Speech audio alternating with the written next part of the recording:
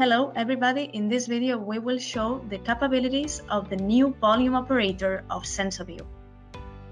Okay, so this is the sample in which we want to calculate the volume on those 4 holes. Okay, so if we actually have a look here in the data analysis, we have the operator of volume. So we click, and the first thing in the interface, okay, is the topography by itself, but in here we have some options of leveling.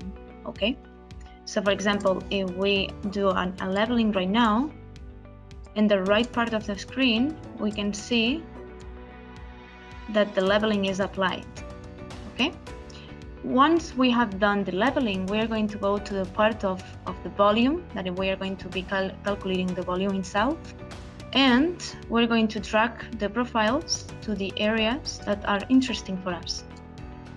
So actually, if we have a look at the cross-section for each of the profiles, we see 3 thresholds. Okay, the one as a reference that it's going to set the background, and then the 2 upper threshold that it would be for hills, and the bottom threshold that it would be for dimples. In this case, we're going to use only a threshold, dimples, because we don't have any need to know the volume upper these holes. Okay, and here you see in blue what we are detecting as dimple. Okay, so you can see that this area is something that actually it's not a dimple, so we can lower down a little bit the threshold until it disappears. Okay, and now we have detected 8 different holes. Okay, the big ones that are the ones of interest, and then another 4 ones that we have here that are smaller. So actually, as you can see, our volume operator can now do a segmentation, okay, which is new from the last version.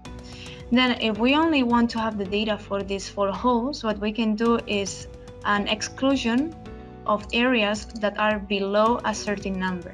So for example, the hole number 6, it has an area of 0.003. So if we say, don't show me areas smaller than 0.03,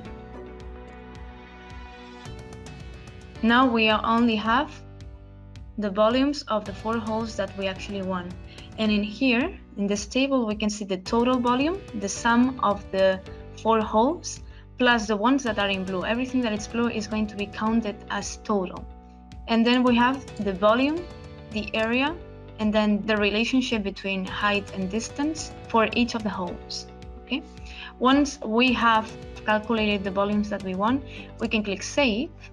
And now, in this part of the screen, okay, in the right part, if we click to results, we're going to see the results from the volume operator. Okay, something that we have added is that if we actually do a report, we're going to find that the volume parameters are going to be as well in the report. And this is pretty much it about this new volume operator. If you have any questions, please let us know, and we will be happy to answer any question. Bye bye.